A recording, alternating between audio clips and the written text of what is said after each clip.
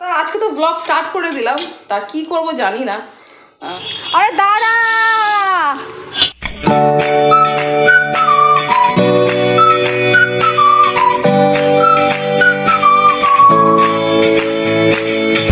Good morning friends, welcome back to my channel day life with Amita. আশা করি আপনারা সবাই ভালো আছেন আর খুব খুব ভালো থাকবেন। আর আমি একদম ভালো আছি, একদম মর্নিং থেকেই ব্লগ স্টার্ট। আর এখন বাজে হচ্ছে 11:30, মানে খুব মর্নিং না, বেলা হতেই হবে আর 1 ঘন্টার মধ্যেই হয়ে যাবে বেলা। ব্লগ স্টার্ট করে দিলাম, তা কি করব জানি না, দেখা যাক কি করা যায় আজকের দিনটা। তো স্টার্ট করে দিলাম, রোজই তো একই ডেলি ব্লগ দেখছেন। দেখা যাক কি করা যায় আজকের দিনটা। মাম্মা এখন খাচ্ছে, মাম্মা এই মাত্র আসলো কোচিং থেকে। দেখুন খাচ্ছে, কি খাচ্ছ দেখি দাও। রুটি জ্যাম জ্যাম জ্যাম কি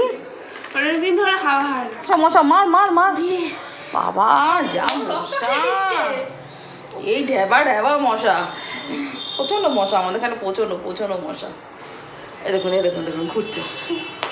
তো চলুন এখন একটু বেরোবো হচ্ছে, অ্যাকচুয়ালি আমার এখানে একটা টেলার ছিল, সেই টেলারটা এখন এখান থেকে দোকান উঠে গেছে, তাও চলে গেছে আটকে গিয়ে, যেখানে আমার জায়ের বাড়ি, বড় জায়ের বাড়ি, ওই দিকেই গেছে।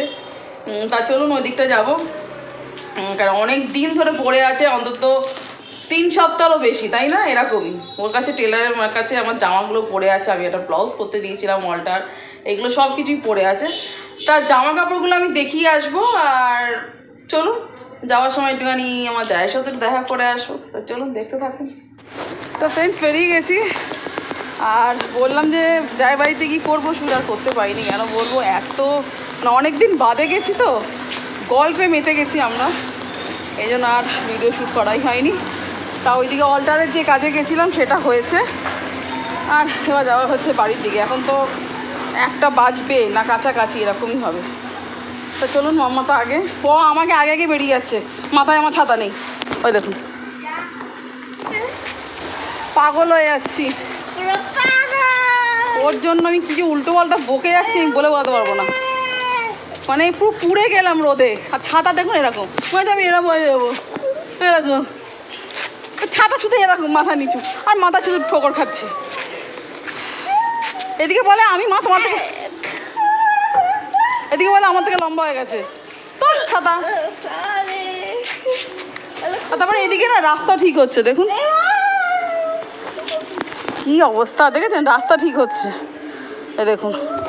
এবার সেইভাবেই চলতে হচ্ছে, একদম না দেখে যে হাঁটবো তা তো না, তো দেখে ভালোভাবে হাঁটতে হচ্ছে।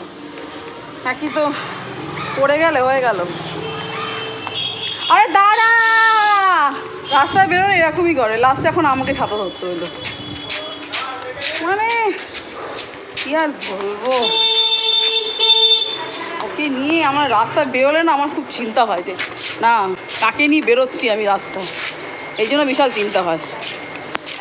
চলুন বাড়ির দিকে চলে এসেছি ফ্রেন্ডস, এসেই রান্না বসিয়ে দিয়েছি। আর রান্না আমি কিছুটা হাফ করেও গেছিলাম, এই বাঁধাকপি করেছি দেখলেন, আর এখানে হচ্ছে ডাল। তা এইগুলো আমি সিদ্ধ করে চলে গেছিলাম, তা ডালটা সোমবার দিয়ে ব্যাস রান্না। এদিকে বেরিয়ে পড়লাম ডাক্তারের দিকে। তা আপনাদের সাথে কথা তো বলছি, জ্যামের মধ্যে আটকে আছি, আর পিছনে হচ্ছে দীপক আসছে, যা আওয়াজ, এই জন্য লাস্টে আমাকে ভয়েস দিতে হচ্ছে এখানে। তো চলুন, এই দেখুন ফ্রেন্ডস হসপিটালে এসেছি, আপনাদের দাদা আগে আগে যাচ্ছে, দেখতে পাচ্ছেন। কী যে হবে কে জানে, ভয়ও লাগছে, প্রচণ্ড ভয় লাগছে। ডাক্তারের নাম শুনলেই আমার ভয় লাগে, আর কিছুই না। চলুন,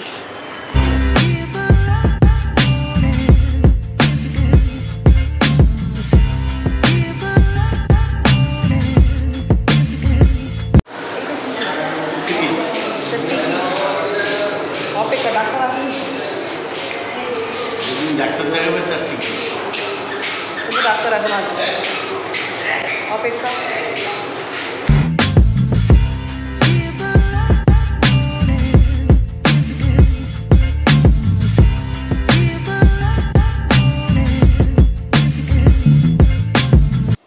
ফ্রেন্ডস একদম রাত এখন 12টা, অনেক রাত্রেই আসলাম, কেন ডাক্তারখানা দিয়ে এসে দেখলেন, এসে না এত ক্লান্ত লেগেছে।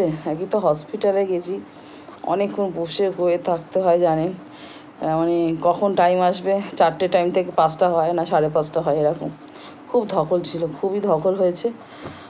তা বাড়িতে তো আস্তে আস্তে আমার 6টাই বেজেছে। তারপর এসে না একদম একদম রেস্ট।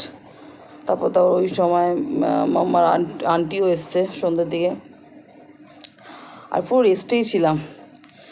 একদম ভালো লাগে না, উঠতে ইচ্ছে করেনি।